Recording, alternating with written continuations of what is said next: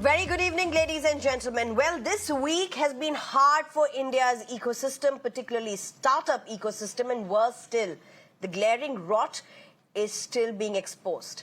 Latest is BluSmart, seen by consumers as a more tech-savvy, eco-friendly, cleaner, safer alternative to traditional cab services or aggregators. In fact, in a short span of time, it built for itself loyal customers who swear by the services. Till the rot was exposed and BluSmart has now been forced to shut its operations, or at least has been forced into a near complete breakdown of its core services. SEBI's probe alleges that Gensol, BluSmart's parent company, misused over 200 crore rupees in government-backed EV loans. These funds were meant to finance the procurement of around 6,400 electric vehicles.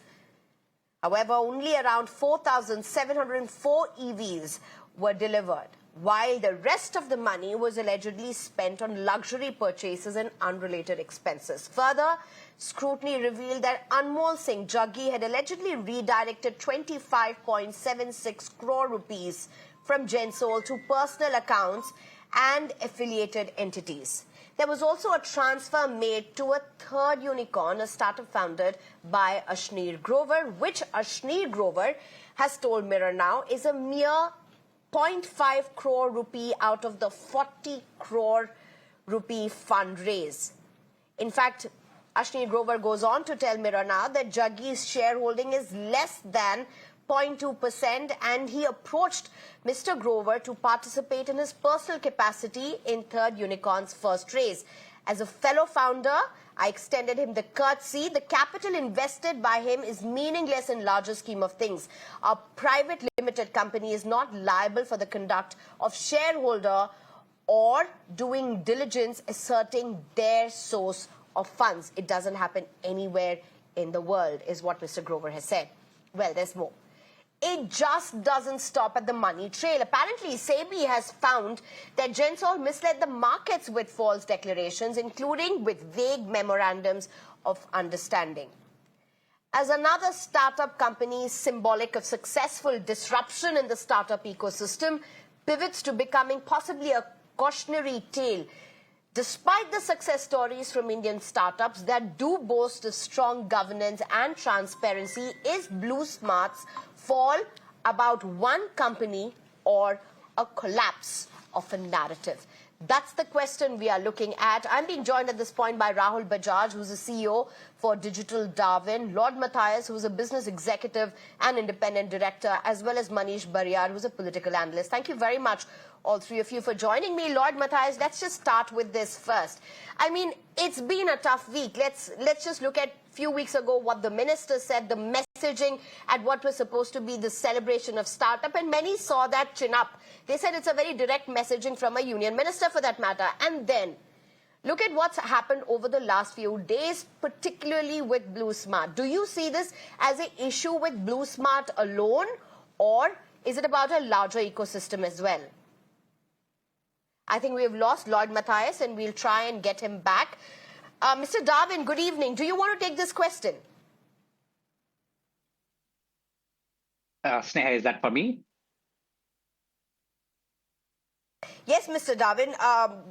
Sorry, Mr. Bajaj. Rahul Bajaj, very good evening. My question is a very simple question. Are you willing to see this as a one-off case, or an unfortunate decline of BluSmart? Or is it beyond that?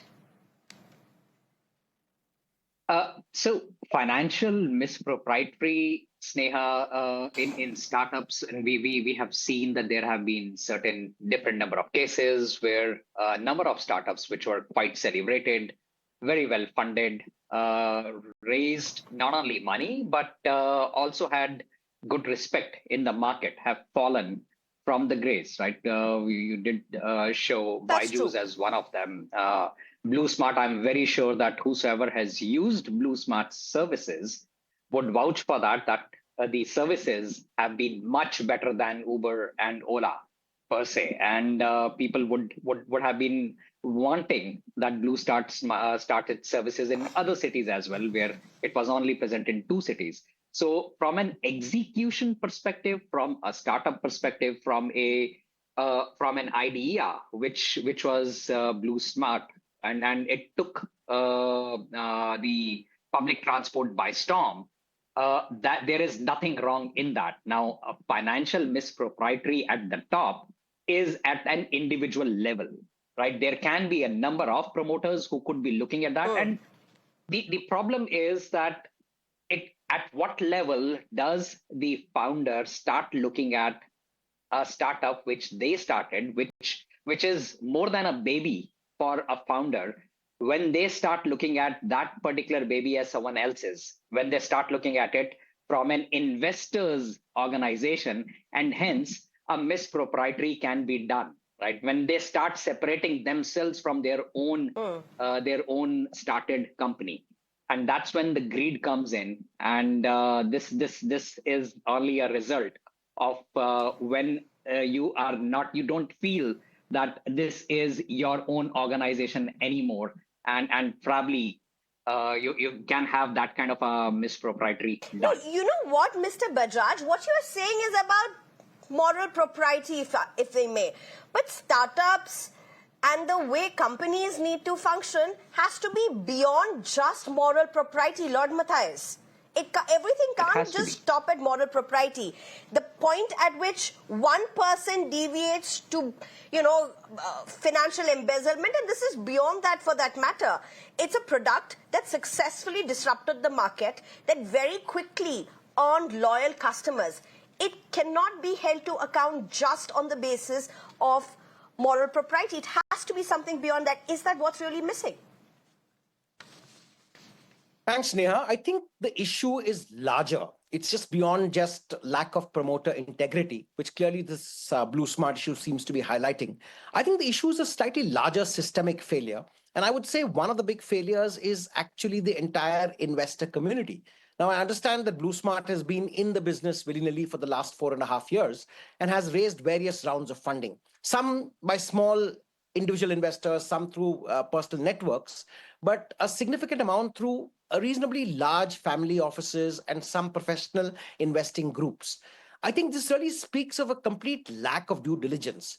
And most importantly, given the fact that the kind of parent entity, if I would call it that, Gensol Engineering, is a listed firm. So the real issue is about Gensol Engineering, which is a listed firm with a set of independent directors that's been listed in the markets, that has been over time been the front, in a manner of speaking, that has been buying cars and then leasing them out to a subsidiary, which is BluSmart. Not really a real subsidiary, but a subsidiary because they have a common ownership, right? So the Jaggi brothers were promoters of Gensol, which is a listed entity, and were happily actually therefore using Gensol's investment in electric vehicles for BluSmart without Gensol shareholders benefiting thanks to that.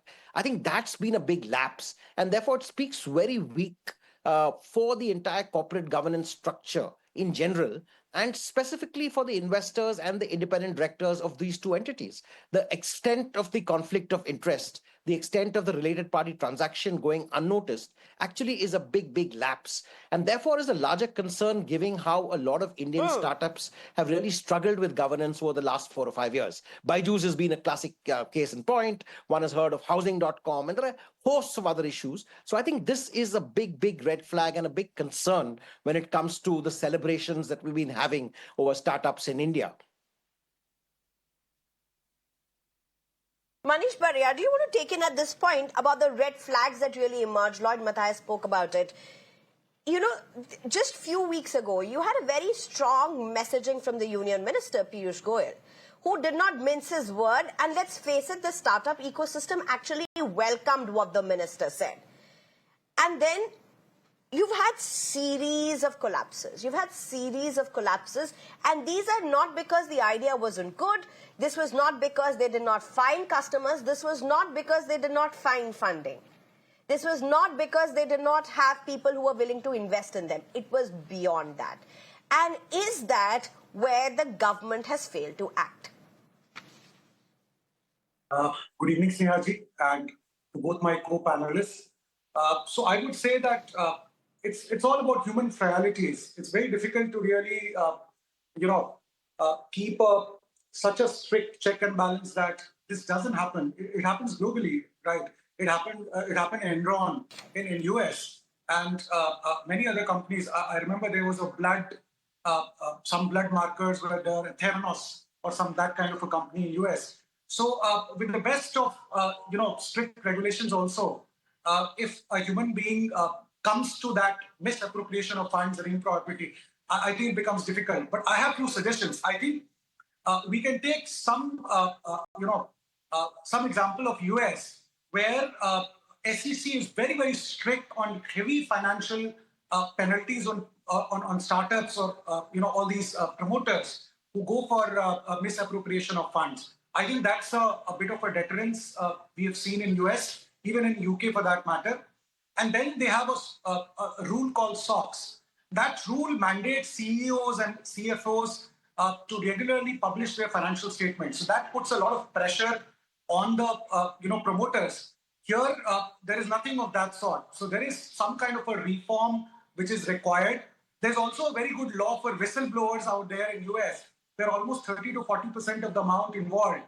That gets to the whistleblowers. I think India requires such kind of a reforms. But if you look at the track record of irrespective of governments, SEBI and all other regulatory bodies, we have slowly and steadily kind of plugged the hole, especially when it goes to stock exchanges and securities market. But I think this is a field where government will have to really plug those holes where Mr. Mathias was also talking about housing.com and many others. These are all examples of personal failures. But I would say that by and large, the startup community is being run by top professionals. And Indian startup story is a story which is a genuine story. And one or two these kind of setbacks will come. With better regulatory authorities, their decisions, I think this would also stop over a period of time. But yes, government needs to act on this.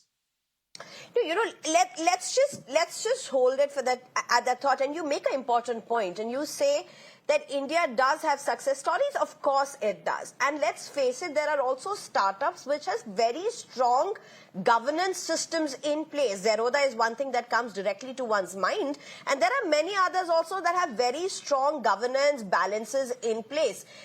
That's well accepted. The point really is those that have not been held to account. Here's where the question is, Rahul Bajaj, is this a collapse of narrative as well? Is this a setback? Because let's just face it, when it comes to, say, the EV sector, when it comes to the transport sector, when it comes to, the new tech, the green tech sector, it's all, it has a huge scope. But it's massive, it's expensive, there's lots at stake. And with what's happened at BluSmart, is this going to affect the narrative around this as well? Around this tech sector particularly? No, definitely.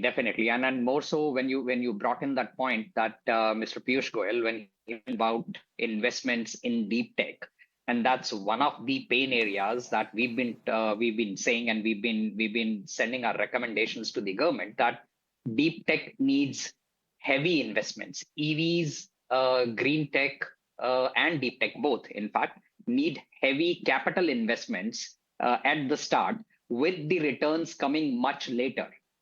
And for any setback like this, the investors, the angels who come in at the start, who are ready to take the maximum risk when the company or the organization, the startup, is in an idea state, it is still trying to find how the product works in the market, they definitely would have this particular failure hanging in their minds and would be much more careful.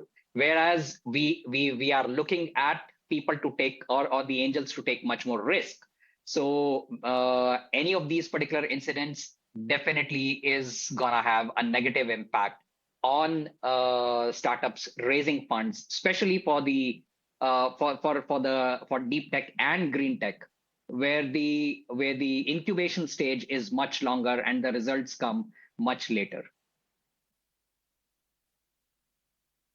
Right, and And in fact, everybody would have said, I think everybody would agree. Of course, those who have used the services of BluSmart are much smaller in compared to those who would not, because the scope and the expanse of the services itself was much less. But everybody I know who has used it has literally vouched for how efficient this has been. It's just an unfortunate collapse of how this has really turned out.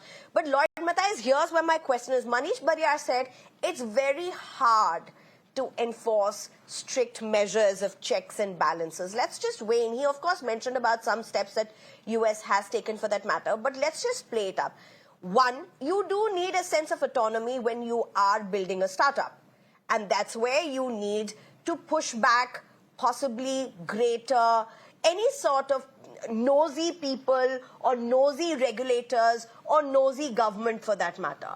But then if you, in the name of autonomy, if this is what's happening to big names, to big unicorns for that matter, then there is a problem, isn't it? Absolutely, Sneha. I just want to say a couple of things. I think one is at the early stage when founding a company, it is in the nature of founders, it is the nature of entrepreneurs to take risks. That's what makes them entrepreneurs. They are going to take risks. They're occasionally going to cut corners. They're going to do things which are outside of the copybook, right? They will do things in a slightly strange manner. And I think that is unquestionable. Having said which, I think the maturity of a system comes when no sooner they get through, let's say, the first couple of rounds of funding, they address some of these core principles of governance. They go back and look at their books and make sure that they get everything, in a sense, as clear and as transparent as possible. I think that's the big watch out. And I just want to come back to the point you made. I think it's normal in any capitalistic system. Do you have a system in India that does that? Yeah, but do you have a system in India, Mr. Mathias, that does that? Yeah, but I think there's no hard system, hard-coded. So I think Manish has a point. But what happens is it's the early stage investors who are involved, whose money is sunk into the business, who have skin in the game, who will then start cautioning the founders, who will build a semi-advisory board, a non-statutory, but an advisory board that will then caution young founders saying, you've got to get these premises and principles right. And if the founders don't listen, that's when they have to pull in their might or they have to pull out their money. Without that happening, lapses like this start compounding, and then you get too big. Right here, what we've seen in this specific instance is clearly that this was a great idea. Right? The fact that the promoters went rogue in a manner of speaking by taking money that was actually meant for investment in new EVs out of the company to use for other personal effects was where the big slip happens. But having said this, I want to make one point, Sneha, is that in any capitalistic society, there are bound to be business failures, bad business models, changes in technology. But when governance causes failure, when personal integrity causes failure, that is a cause for alarm. And that, as Manish rightly pointed out, is something that we have to watch out for. And therefore, we have to build robust systems. So therefore, the independent directors in the parent holding company, Gensol, have to be made liable in terms of how did they not ask for these questions when the company took a loan from two big government agencies of 958 crores and used only 2/3 of that to buy cars. And a lot of the other money seemed to be siphoned off towards apartments and golf kits and such like.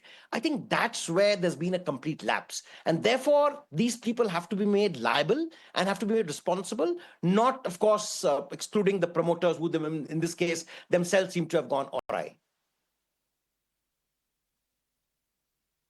Right. I think important points made by all of you. And, when we reached out to Ashwini Grover a while ago, and I wanted to come to you to ask you this question as well, Manish Bariar, as well as Mr. Mathias, but we're totally out of time. But it's important to put this out. He was extremely angry and he was extremely upset that, there was a part of this money that was put into his organization as well, into one of his startups as well. And he was absolutely upset and angry that he was being dragged into it. And that's really the problem here.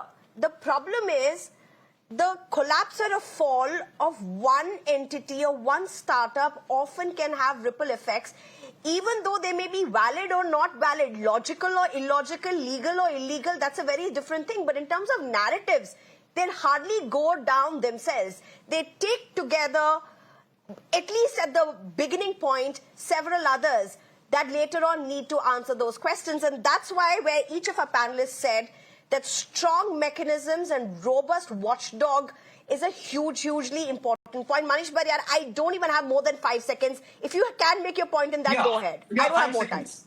5 seconds. I'll just like to tell you and all the viewers that government is actually considering using AI and blockchain technology to track the funds which these companies receive on real-time basis. So in this case, the way the money was siphoned off and went to a real estate company, that kind of at least fraud can be stopped.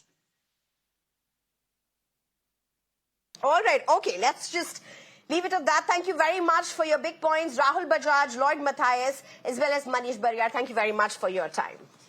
Thank you. Well, on the other side, my colleague Ritangshu Bhattacharya takes you over with more.